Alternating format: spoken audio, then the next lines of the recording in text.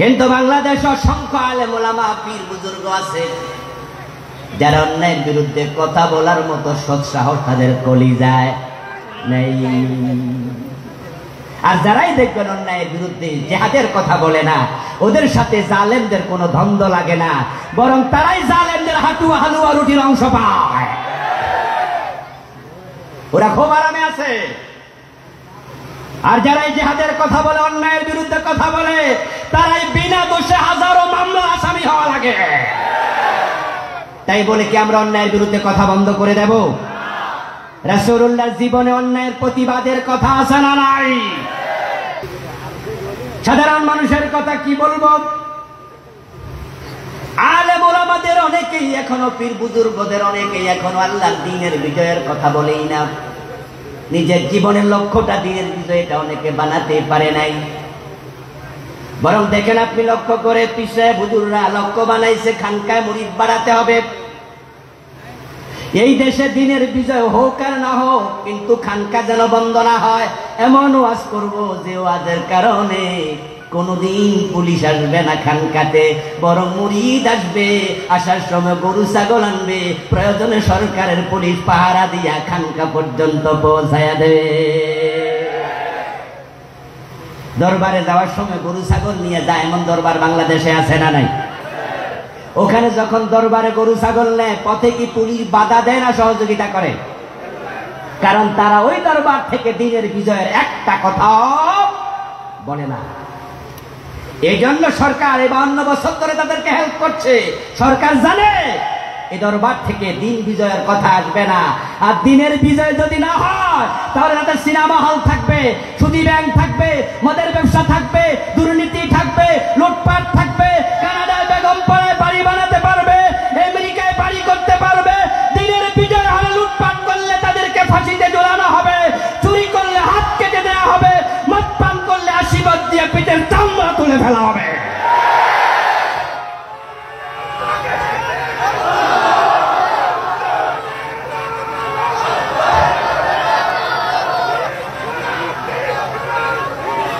আমার ভাইয়েরা, দ্বীনের বিজয় যেখানে হবে না, ওই সমাজে পরিপূর্ণভাবে দ্বীন মেনে চলা সম্ভব হবে না।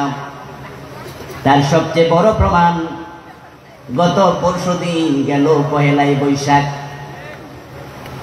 আমরা সারা মাস রোজা রেখেছি, তাকওয়া অর্জনের জন্য রোজা সব হুজুররাই ওয়াজ করেছে। কিন্তু 1লা বৈশাখের দিন মুসলমানের মুখ দিয়া হিন্দু ধর্মের সরাসরি স্তুতি তারা গাইয়া ছাড়ছে। আমাদের বাচ্চারা, আমাদের মুসলমানের সন্তানেরা 1লা বৈশাখ সকাল বেলায় যে গান দিয়া তাদের বৈশাখী উৎসব শুরু করে, ওই গানটা কি? এসো হে বৈশাখ এসো এসো। এই গান দিয়া তারা যখন শুরু করছে, সবার হাতে এখন গুগল আছে, অ্যান্ড্রয়েড সেটে। রবীন্দ্রনাথ ঠাকুরের লিখা এই গানটা আপনি আপনার অ্যান্ড্রয়েড সেটে গুগলে গিয়ে প্রথম লাইন লিখে দেন, সাথে সাথে পুরাটা গান আসবে। আপনি দেখতে পাবেন কয়েক স্তবক পরে সেখানে লেখা, সেখানে সুন্দর করে লেখা আছে, অগ্নি স্নানে সূচি হোক ধরা। হিন্দুরা মানুষ পোড়ানোর, মানুষকে মরার পরে আগুন দিয়ে কেন পোড়ায়? আগুন দিয়ে পোড়ানোর কারণ হচ্ছে তাদের ধর্ম বিশ্বাস হলো আগুন যাকে ভক্ত করে সেটা শুচি হয়, পবিত্র হয়। এই জন্য দেখবেন হিন্দুদের যে কোনো অনুষ্ঠানে তারা আগুন জ্বালাইয়া অনুষ্ঠান শুরু করে। অনুষ্ঠানের মাঝখানে মঙ্গল শোভাযাত্রা। এই মঙ্গল শোভাযাত্রায় যারা রোজা রাখছে গত 1-2 দিন আগে, তাদের কাঁধের মাঝে হনুমান, তাদের কাঁধের মাঝে হাতি, তাদের মাথার উপরে ময়ূর। এই যে ময়ূরের মূর্তি, হাতির মূর্তি, হনুমানের মূর্তি, প্রত্যেকটা হচ্ছে হিন্দুদের বিভিন্ন দেবতার বাহন। মুসলমানের ঘাড়ে শিরকের বাহন তুলে দেওয়া হয়েছে। যদি ইসলামী রাষ্ট্র হতো, তাহলে শিরকে মুসলমানকে নিমজ্জিত করতে পারত না। দ্বীনের বিজয়, দ্বীন মেনে চলার জন্য বড়ই জরুরি, বড়ই জরুরি। আমার প্রিয় ভাই, ইসলাম মেনে না চললে জান্নাত পর্যন্ত পৌঁছা যাবে না। জীবনের লক্ষ্য রাসূল বানিয়েছে দ্বীনের বিজয়। কারণ দিনের বিজয় না হলে সুদী ব্যাংক বন্ধ হবে না। আজকের এই মাহফিলে হাজার হাজার জনতা, আমরা সবাই মিলে যদি সুদের বিরুদ্ধে মিছিল করি, সুদ বন্ধ হবে? আর যদি আমাদের সংসদে 151 জন এমপি, তারা তো আমাদেরই ভাই, আমাদেরই দায়িত্বশীল, তারা মুসলমানের সন্তান, তারা যদি সুদের বিরুদ্ধে 151 জন একমত হয়ে যায়, সুদ বন্ধ করা সম্ভব কিনা? সুদ খাওয়ার মাঝে 73টি গুনাহ, সবচেয়ে ছোটটা হলো নিজের মায়ের সাথে জানা করা। হাদিস হলো, মান আকালা দিরহাম রিবা ওয়া হুয়া ইয়ালাম আন্নাহু আশাদ্দু মিন 36 জিনা। যে ব্যক্তি জেনে শুনে 1 টাকা সুদ খেলো, তার আমলনামায় 36 বার জিনার গুনাহ লিখে দেওয়া হবে। আচ্ছা, আপনারা বলুন তো, দিন বিজয় না হলে কিয়ামত পর্যন্ত সুদ বন্ধ করা যাবে? এবার সুদ বন্ধ করার জন্য দিনের বিজয় দরকার আছে না নাই? আমরা নামাজের ওয়াজ কত করলাম, করতে করতে বড় বড় হুজুররা মরে গেল, এখন আমরা ছোট হুজুররা ওয়াজ করতেছি। ফজরের টাইমে মসজিদে গেলে দেখবেন মুসল্লির অবস্থা কি। আজান হয় বাইতুল মুকাররম মসজিদে, দোতলায় নামাজ চলে, নিচতলা দোকানগুলো রমরমা ব্যবসা চলছে। আজানের পরে ব্যবসা বাণিজ্য বন্ধ করা, ওয়াজারুল বাই বলে আল্লাহর নির্দেশ, এটা হারাম, ব্যবসা বাণিজ্য করা যাবে না, দোকান বন্ধ করে দাও, অফিস আদালত বন্ধ করে দাও, সব জায়গায় নামাজ কায়েম করো, এটা আল্লাহর বিধান। আমার রাসূল বলেছেন, আমার মনসা যারা নামাজে আসেনি তাদের ঘর বাড়িতে আগুন জ্বালাইয়া দেই, এমন হাদিস আছে না নাই? দিন বিজয় হওয়ার আগ পর্যন্ত অফিস আদালতে, ব্যবসা বাণিজ্য, মার্কেটে, শপিং মলে আজানের টাইমে দোকান বন্ধর অর্ডার করা যাবে? দিন বিজয় না হলে মাদক বন্ধ হবে। প্রত্যেকটা বিষয় দিন বিজয়ের সাথে সম্পৃক্ত। এই জন্য রাসূলের জীবনের লক্ষ্য ছিল দিনের বিজয়। দিনের বিজয়কে জীবনের লক্ষ্য বানানো ফরজ। আল্লাহর জমিনে কোরআনের আইন কায়েম করার চেষ্টা করা ফরজ। কিন্তু আপনার কাছে আমার প্রশ্ন, আপনার জীবনে যে রুটিন আছে, 24 ঘন্টা যে কাজ করেন, এই 24 ঘন্টার রুটিনে আল্লাহর দিন বিজয়ের দাওয়াত আপনি কয় মিনিট দিয়েছেন? প্রত্যেকটি মানুষের জীবন চলার একটি সিলেবাস আছে, নিয়ম আছে, রুটিন আছে। আপনার সিলেবাসে বাংলার জমিনে আল্লাহর কোরআনের আইন বিজয়ী করা লাগবে, এটা সিলেবাসের অংশ আপনি বানিয়েছেন কিনা? আপনার রুটিনে এটা ঢুকাইছেন কিনা? পীর সাহেব হুজুর খানকা জীবিত করছে। খতিব সাহেবের জীবনের লক্ষ্য মিম্বার যেন ছুটে না যায়, এমন ওয়াজ করব 14 গোষ্ঠী মুসল্লি হাসবে, খুশি হবে। আমার চাকরি কোনোদিন যাবে না, দিন বিজয় হলে হোক, না হলে নাই, খতিবের কিচ্ছু আসে যায় না।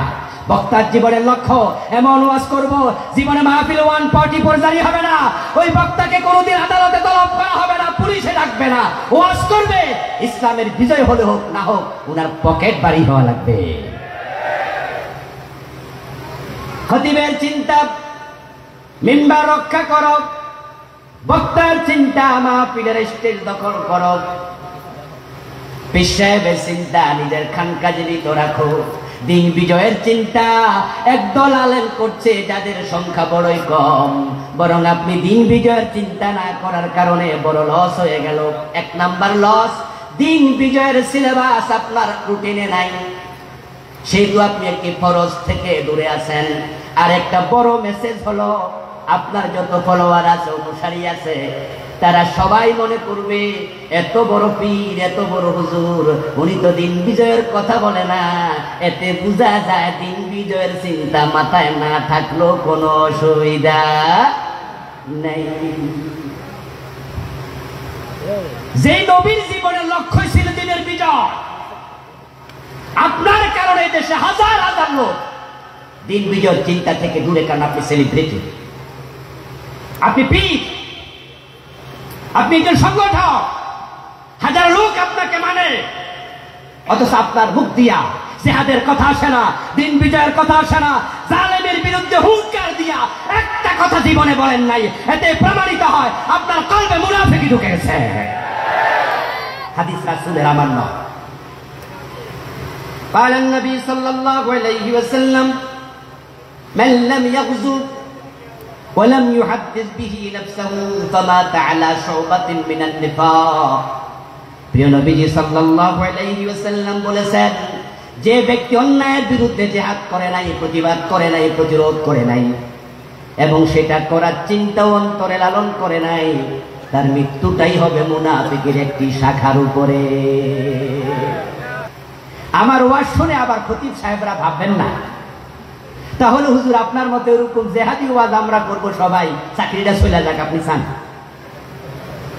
পীর সাহেব হুজুররা ভাববেন না যে আপনার মতো এরকম জেহাদি ওয়াজ শুরু করলে হুজুর মুরিদরা এমনি অর্ধেক চলে যাবে, সরকার পুলিশ পাঠাবে, আমার খানকাটাই তো নষ্ট হয়ে যাবে। আপনি কি তাই চান? আমি বলবো না দোস্ত, সবাই আমাদের মতো জজবানিয়া হক কথা বলার মতো সাহস রাখবে না, এটা স্বাভাবিক। কিন্তু আপনাকে ফুটবল খেলার মাঠে 11 জন খেলোয়াড়ের মতো একসাথে মাঠে নামতে হবে এক চিন্তা নিয়ে। 11 জন সমান খেলে না, কিন্তু যে যতটুকু খেলুক সবার অন্তরে, সবার মাথার মাঝে গোল দেওয়ার চিন্তা আছে না নাই?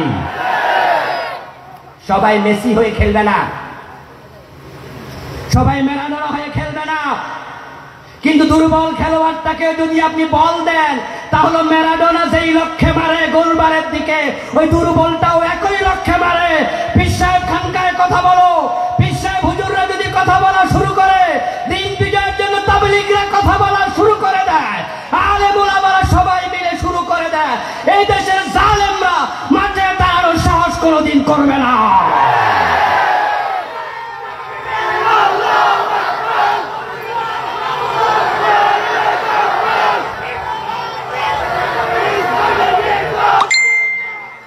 আমার ভাইয়েরা, 11 জন খেলোয়াড়ের লক্ষ্য কি 11 দিকে না একদিকে?